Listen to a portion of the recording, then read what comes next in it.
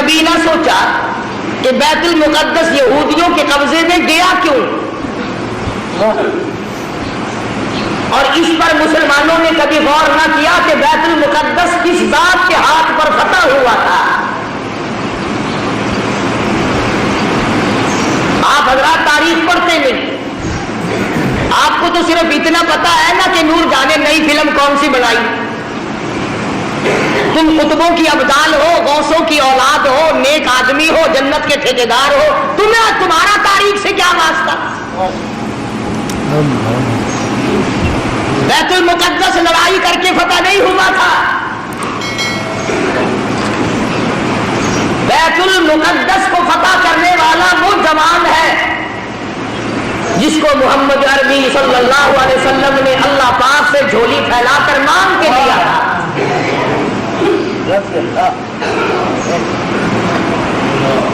فاروق اعظم کے ہاتھ پہ بیت المقدس بغیر لڑائی کے فتح ہوا۔ جب تم نے فاروق اعظم کی توہین کی، بے ادبی کی، اللہ میاں کو یہ بات پسند نہ آئی کہ تمہیں میرے فاروق کا فتح کیا ہوا بیت المقدس بھی اچھا نہیں لگتا، فاروق بھی اچھا نہیں لگتا، جاؤ تم اس قابل نہیں کہ تم بیت المقدس میں نماز پڑھو، اللہ پاک نے یہودیوں کے قبضے میں دے دیا۔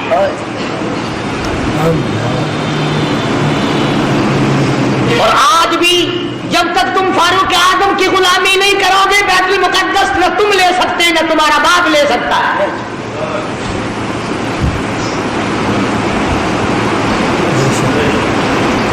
آسان کام نہیں یہ جو صحابہ کرام نے کیے، تم بجائے ان کو آفرین کہنے کے، بجائے ان کو مرحبا کہنے کے، بجائے ان کو خراج تحسین پیش کرنے کے، بجائے ان کو خراج عقیدت پیش کرنے کے، صحابہ کرام جنہوں نے ایران فتح کر کے دیا، عراق فتح کر کے دیا، قسطنطنیہ فتح کر کے دیا، فلسطین فتح کیا، افریقہ فتح کیا، مصر فتح کیا، اور یہ تمام علاقے فتح کیے، بیت المقدس فتح کیا، صحابہ کرام کو گالیاں بکتے اور خود حکومت کرتے ہو۔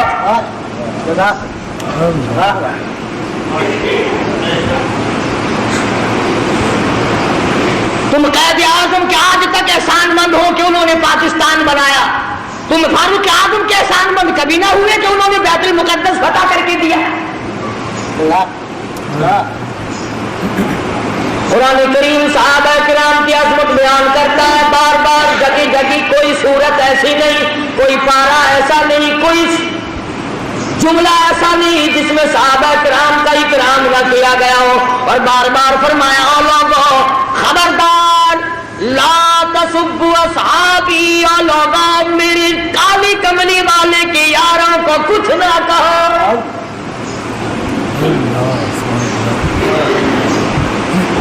بیت المقدس کا محاصرہ کیا ہوا ہے، 2 مہینے کا عرصہ گزر گیا، بیت المقدس فتح نہیں ہوتا۔ فاروق اعظم رضی اللہ تعالیٰ عنہ کو کمانڈر نے خط لکھا، بڑا مشکل مسئلہ ہے، بیت المقدس کی فتح ہونے کی کوئی شکل نظر نہیں آتی۔ امام المتقین، خلیفۃ المسلمین، قاتل المشرکین والصدیقین، سیدنا فاروق اعظم مراد رسول داماد علی، سیدنا فاروق اعظم رضی اللہ تعالیٰ عنہ کو خط ملا، خود روانہ ہو گئے۔ ایک غلام ساتھ لیا، اس کو فرمایا منزل کا منزل نمبر وار سواری کریں گے، ایک منزل تو سواری کرے گا میں پیدل چلوں گا، ایک منزل میں سواری کروں گا تو پیدل چلے گا۔ اندازہ لگاؤ جب بیت المقدس قریب آیا، فاروق اعظم کی نیچے چلنے کی باری ہے، غلام کے اونٹنی پہ لاٹھی پہ سواری کی باری ہے۔ غلام عرض کرنے لگا امیر المومنین شہر قریب آ گیا، منزل مقصود قریب آ گئی، بیت المقدس نزدیک آ گیا، میری باری آپ لے لیں، آپ سوار ہو جائیں، میں نیچے پیدل چلوں گا، آپ خلیفہ رسول ہیں، آپ شہنشاہ ہیں، امیر المؤمنین ہیں، خلیفۃ المسلمین ہیں، سارے مسلمانوں کے سردار ہیں، آپ سواری پہ سوار ہو کر چلیں، لوگ کیا کہیں گے؟ خلیفہ پیدل آیا، بادشاہ پیدل آیا، امیر المؤمنین پیدل آیا اور غلام سواری پہ سوار ہے، لوگ کیا کہیں گے؟ فرمایا او میرے غلام، لوگوں کی کہنے کی پرواہ کروں، اگر اگر میں نے تیرا حق طلب کیا کل قیامت میں خدا کیا کہے گا؟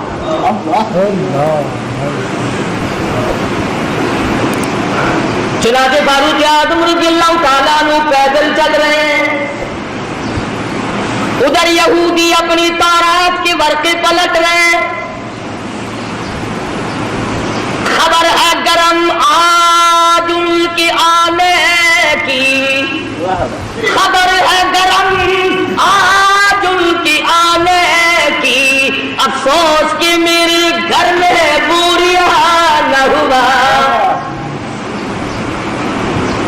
فاروق اعظم کا انتظار ہے، خلیفۃ الرسول کا انتظار ہے، نبی کے سسر کا انتظار ہے،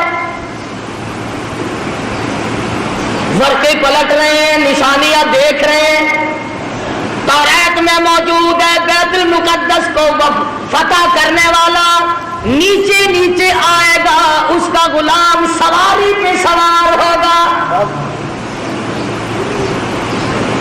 غلام کہنے لگا امیر المومنین کپڑے تبدیل کر لو، فرمایا جہاد میں چلا ہوں، اسلام کی عظمت کے لیے چلا ہوں، مسلمانوں کو فتح دلانے کے لیے چلا ہوں، کپڑے بدلنے کا کیا مطلب، میں اپنی حالت بدل کے آیا ہوں۔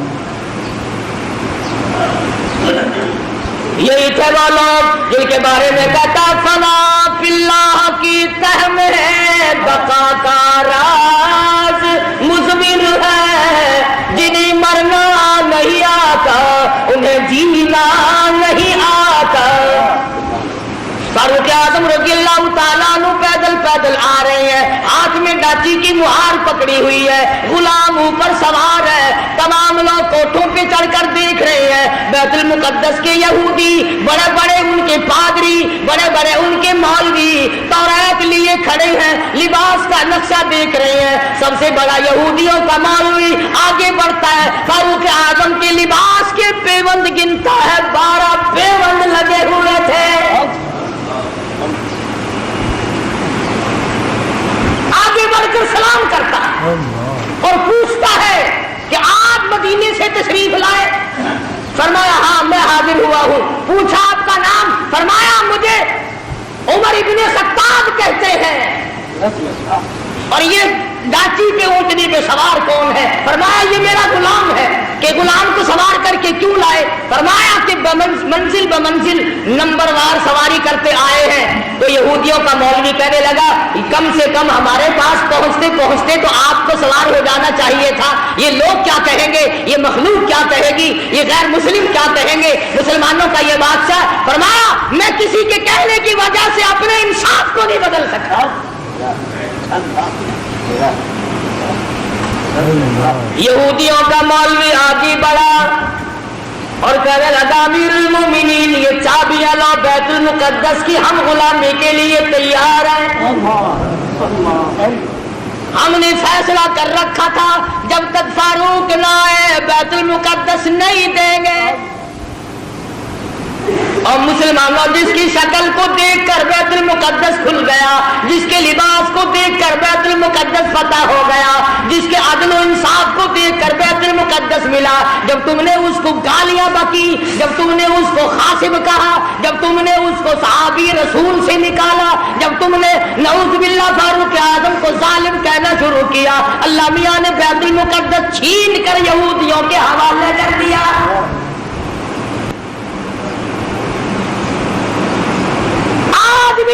اگر صحابہ کرام کی غلامی کی جائے تو بیت المقدس ایک ہفتے میں لیا جا سکتا ہے، ورنہ بیت المقدس تو بیت المقدس خیر نہیں۔ سمرقند بخارے کی مسجدوں کو جا کے دیکھو، ناچ گھر بنے ہوئے۔ جب لوگ چیز کو اصلیت پر نہیں رہنے دیتے، خدا پھر بدل دیا کرتا ہے نظام۔ ہم یوں نہیں کہتے کہ تم نے ہڑتال کر کے غلطی کی، ٹھیک ہے ناراضگی کا اظہار کرنا چاہیے، مگر یہودیوں کی بوتلیں پیے بغیر تو تم زندہ نہیں رہتے۔ رات دن یہودیوں کا مال تمہارے ملکوں میں کھپتا ہے. اور میں آگے بڑھ کر کے کہوں یہودیوں کے بڑے بڑے ایجنٹ تمہارے ملک میں پھرتے ہیں. بیت المقدس سے تو ویسے تمہیں نکال دیا گیا, اب بیت اللہ اور حرم نبوی روزے رسول اللہ سے نفرت دلانے کے لیے کتنے یہودیوں کے ایجنٹ پھرتے ہیں. یہ جو کہتے ہیں کعبے میں بیت اللہ میں امام کے پیچھے نماز نہیں ہوتی, روزے رسول اللہ صلی اللہ علیہ وسلم کی مسجد میں امام کے پیچھے نماز نہیں ہوتی, خدا کی قسم یہ یہودیوں کے ایجنٹ ہے. یہ چاہتے ہیں کہ مسلمانوں کا اکرام توڑا جائے, مسلمانوں کے دلوں میں خانہ کعبہ کی عزت نہ رہے, روزے رسول اللہ کی عظمت نہ رہے.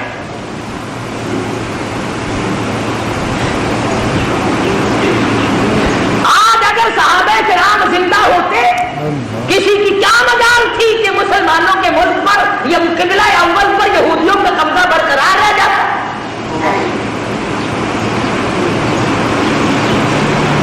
تم جہاد کرو گے, سرخی پاؤڈر ملے پھرتے ہو, رات دن چھوکری بننے کے فکر میں لگے ہوئے ہو, تم جہاد کرو گے.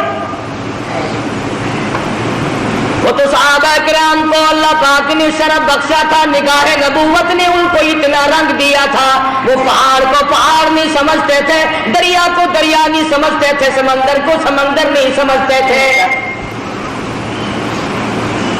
کتنی بڑی مصیبت آئی ان پر, انہوں نے کبھی گلہ نہ کیا, کبھی شکوہ نہ کیا, کبھی برائی نہ کی, کبھی پچھتائے نہیں. ہائے ہم مصیبتوں کے شکار ہو گئے, ورنہ ہم یوں تھے. اور قرآن کریم خود کہتا ہے اِذْ جَاءُوكُم مِّن فَوْقِكُمْ وَمِنْ أَسْفَلَ مِنكُمْ وَإِذْ زَاغَتِ الْأَبْصَارُ.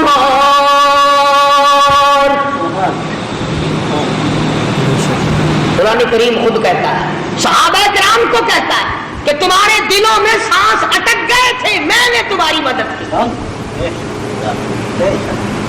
وہ عمر فاروق جس کا لحاظ دریا کے پانی نے کیا, دریا کی زمین کو خط لکھ دیا, اور دریا اگر تو اللہ کے حکم سے بہتا ہے تو بہتا رہے, اور اگر شرکیہ باتوں سے بہتا ہے, لڑکی کی بھیٹ لے کر بہتا ہے, بکرے کی بھیٹ لے کر کے بہتا ہے, تیری ہمیں کوئی ضرورت نہیں, خود کو ادا.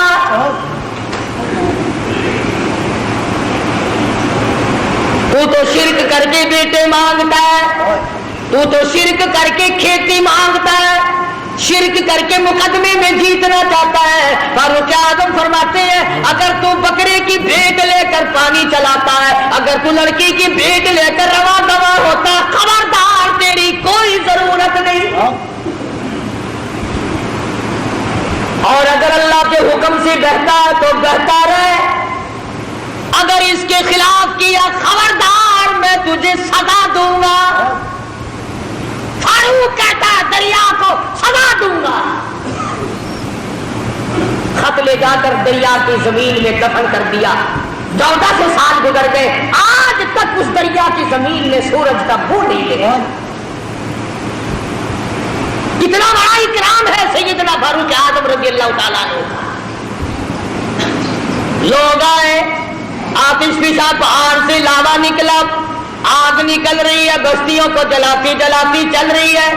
فرمایا مجھے تو فرصت نہیں, یہ میری چادر لے جاؤ, آگ کے سامنے جا کر کے کر دو, اور کہو یہ فاروق اعظم کی چادر ہے. لوگوں نے چلا کر کے آگ کے سامنے چادر کر دی, اور چلا کے کہا خبردار یہ فاروق اعظم کی چادر ہے. تاریخ شاہد ہے, آگ لوٹ کر پہاڑ میں چلی گئی.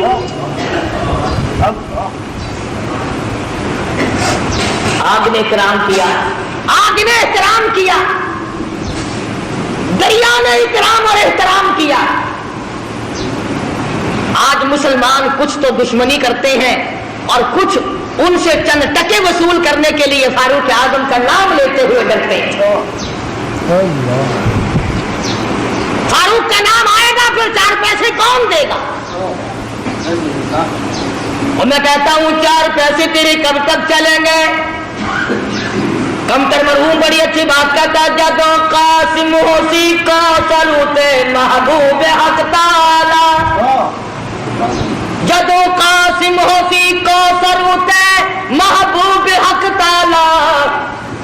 بکر عمر دے ہاتھوں سن صادر وڈارا دے مدینے وچ پیا بسدا محمد نال یاراں دے ایویں سجدہ فلکتی ہے جویں چن نال تاراں دے فرمایا فاروق اعظم کے بغیر تمہیں کوثر کا پانی نہیں مل سکتا ہے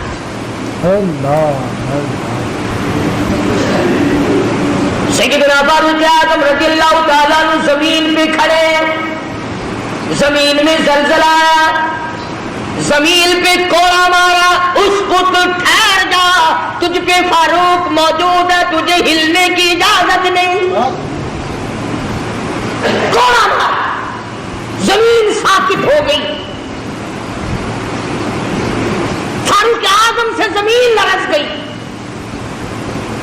300 میل پر ایک سریا ایک فوج کا دستہ جنگ میں مصروف ہے جہاد میں مصروف ہے کفار گھیرا ڈال رہے ہیں فاروق اعظم جمعے کا خطبہ پڑھ رہے ہیں اللہ تعالیٰ نے بتلا دیا یہاں 300 میل پہ کھڑے ہو کر فرمایا خبردار پیچھے سے کافر آ گئے سنبھل جا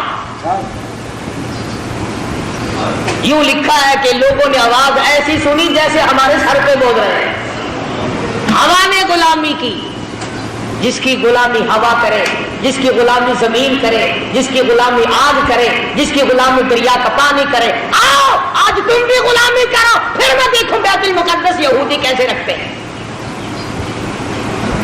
تمہیں کیا معلوم ہے بیت المقدس کی بے ادبی آج نہیں ہوئی سیدنا یوسف علیہ السلام کی قبر وہاں موجود ہے ایوب علیہ السلام کی قبر وہاں موجود ہے موسیٰ علیہ السلام کی قبر وہاں موجود زکریا علیہ السلام کی قبر وہاں موجود کم و بیش 500 انبیاء کرام کی قبریں موجود ہاں تم آج یہاں پتے لیے پھرتے ہو قبروں پہ کنجریاں نچانے والوں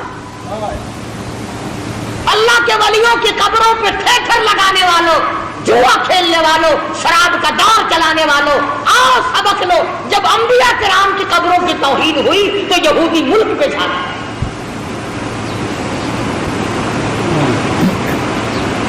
آج انبیاء علیہ السلام کی قبروں کے اوپر یہودیوں کے ٹینٹ پھر رہے ہیں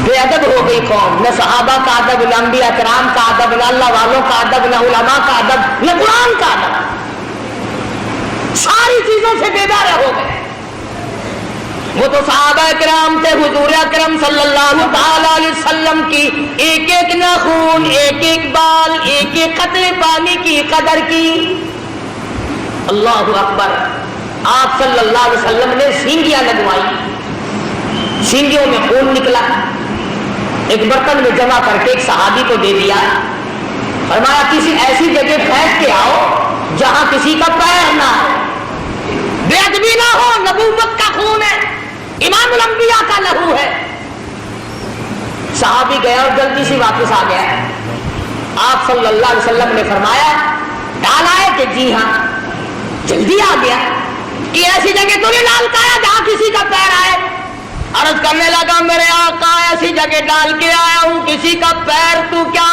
نظر بھی نہ پڑے گی